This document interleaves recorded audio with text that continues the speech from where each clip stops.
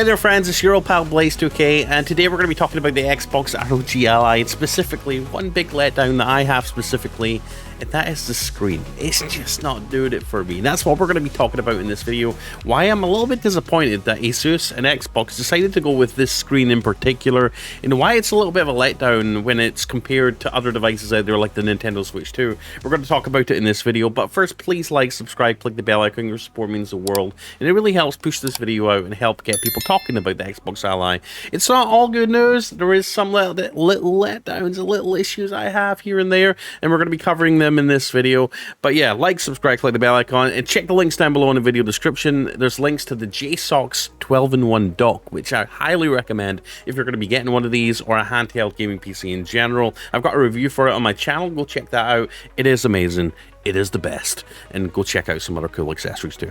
So the original ROG Ally came out in June 2023, and its 7-inch 1080p 120Hz IPS display was decent back then. But here we are over 2 years later, and the Xbox ROG Ally X, set to drop on October 16th, 2025, is using the exact same screen. No size increase, no OLED upgrade, nothing new. Meanwhile, other handhelds are stepping up their game big time. The Switch 2, which hit shelves obviously in June 2025, has a larger 8-inch display that makes games feel more immersive. And don't take it from me, everyone pretty much agrees. That was one of the biggest highlights and surprises for me, was how nice the Switch 2's display was.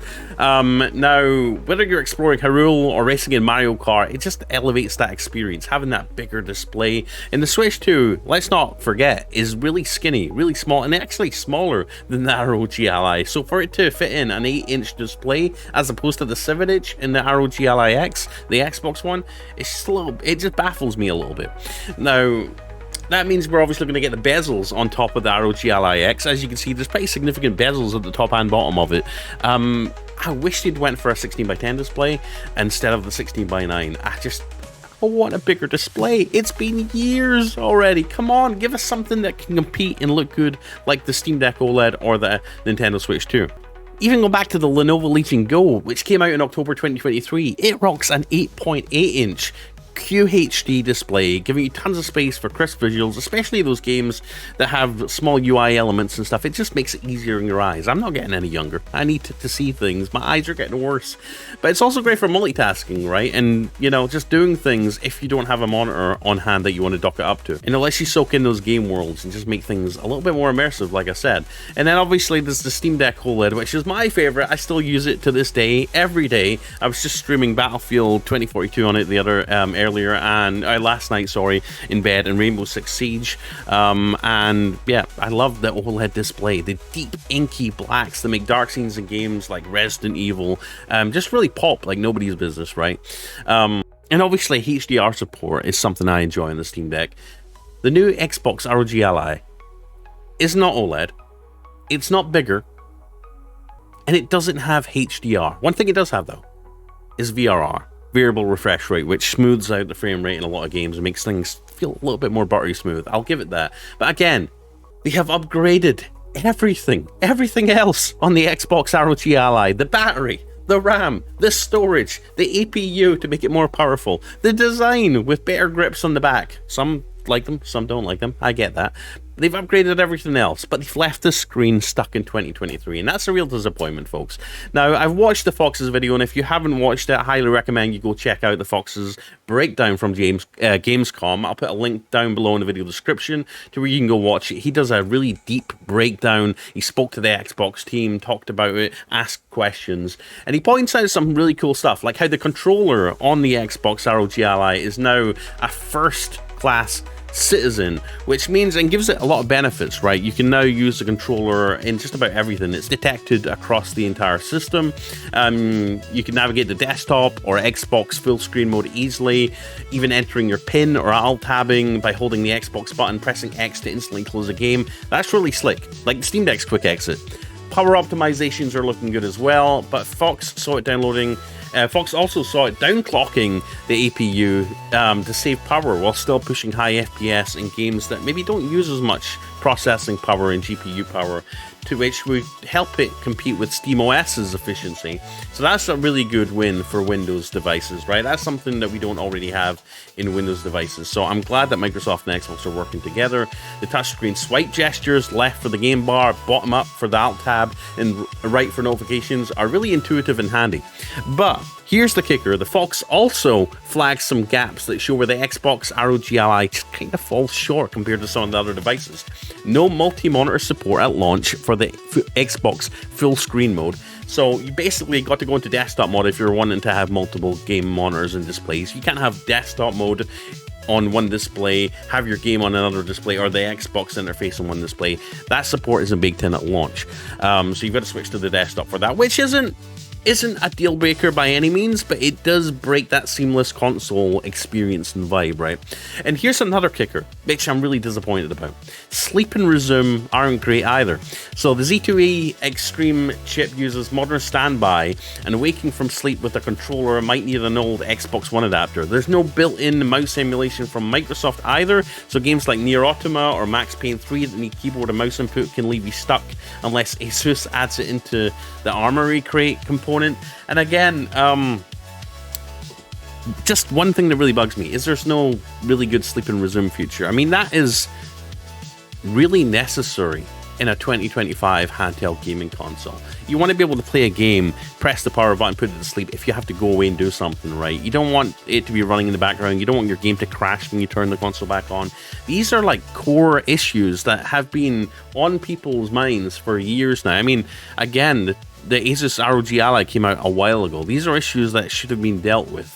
Now, whether Asus is going to fix them, or Microsoft or Xbox is going to fix them, I don't know. But Xbox really should have been working on this. What have they been doing all this time?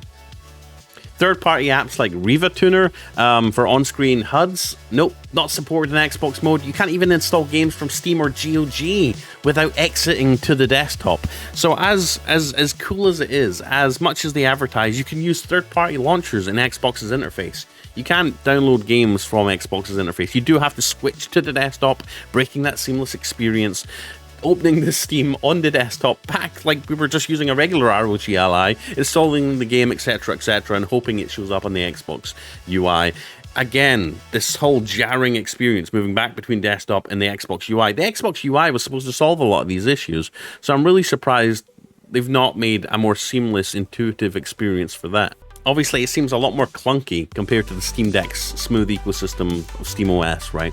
VR does work, though, if you've set it up beforehand, but the focus seems more on handheld than couch console, unlike the Legion Go or Steam Deck, which nailed both pretty well. And obviously, the Fox mentions, and it's been leaked around the web, that the price for the Z2A model is going to be about $550, and the Z2 Extreme model is going to be about $850 to $900. I think closer to $900, $899. That's competitive compared to some boutique handhelds like the Ioneos at $1,200, but with the same screen, missing features. For damn near $1,000, it doesn't really feel like great value. Let me know what your thoughts are in the comments. It feels like you're paying a premium for a device for the Xbox name. Primarily for the Xbox name. But the product's not fully polished yet. Now, obviously, I'd highly recommend when this does come out to check out the Fox's channel, because he does fantastic benchmarks on a lot of these handheld devices and shows you the nitty gritty. And again, there's no one, I don't think there's not anyone on handheld gaming YouTube that does it as well as the Fox does. So again, check his channel out after this one, subscribe to him, he is fantastic. But more importantly, guys, let me know your thoughts in the comment section down below. Go watch my other video if you want to take a look at the specs. Obviously, this thing's got the new Z2 Extreme APU. It's gonna be a significant performance bump over other handhelds right now. It's gonna play games, you know, typically on the Z1 Extreme, you typically have to get basically the new Z2 Extreme is going to allow you to play games that would have taken 25 to 30 watts on the old one you're going to be able to run at 15 watts, get more battery life, get the same, if not better performance on the new Xbox ROG Ally for less power, more battery life. It's just going to be more powerful across the board, more efficient across the board. But again, I've got some reservations about this Xbox UI. I know it's not released yet. I know we haven't got our hands on it. There's still a lot of things and updates that can change. And if anyone can do it, I'm sure Xbox can do it. I just hope this isn't a half-hearted effort by Xbox to dip their toes into the handheld scene. I would have obviously loved to have seen their own hardware get made. I would love to have seen them do something like the Surface. You remember the Surface Book, the Surface tablet? I mean, the Xbox are really good at making solid hardware. I would love to have seen them make their own handheld. But I feel like this is kind of a beta test for Xbox. I mean, I've been hearing them, we've been doing videos on talking about Xbox, you know, and Microsoft making a UI, like a console-friendly UI for handheld devices for a long time now, years. And it just surprises me a little bit that from what I see, it looks a lot like they've basically just taken the Xbox Game Pass app from the Windows desktop, basically made it full screen on a handheld device and called it a day. They've not worked on any features that users might run into. Again, like the ability, like if you get a pop-up that requires mouse input or keyboard input, you know, I feel like they haven't nailed or integrated that as well as they could have, and they've had plenty of time to do it. Anyways, I could ramble on, and I will be rambling on in more videos. If you want to stay up to date on Xbox ROG Ally, I'll be covering it every day on this channel. Well, I'll be covering gaming every day on this channel, and I'm sure Xbox ROG Ally will be, and handheld gaming will be, you know, part of the subjects that I cover, because I love handheld gaming. We started at the Game Boy Pocket, at least I did, and look at us now. We're here, playing AAA game releases on a handheld, thanks to Gabe Newell at Steam, at Valve, thanks to Phil Spencer now with the Xbox ROG Ally, and thanks to a lot of companies like Asus, Lenovo. Again, I'm not knocking Xbox. I just want to make that clear. I'm not knocking Xbox. I love Xbox. Love Xbox. I'm glad they're doing this. I'm happy they're doing this. But there's a couple of reservations I have. Now, whether it's Xbox's fault, I don't know. It's maybe Asus's fault. But right now, I'm a little bit disappointed. Again, the point in this video was me complaining about the screen. They could have done a better job of the screen. They really could have. They really could have. The screen's the same screen that was in the original ROG Ally. I wanted better than that. I wanted better than that. And for this price, I wanted better than that. And I'm sure the screen is like one of the cheaper components, right? So, and it's one of the most important things that we interact with. So, like, it's a gaming handheld. The screen needs to be good. The screen is the selling point. Anyways, that's all I've got to say. I'll see you in the next video on Blaze2K. Please like, subscribe, click the bell icon, check the links down below in the video description for great accessories for handheld gaming, and I'll see you in the next video. Peace out, guys. Love you. Let's go.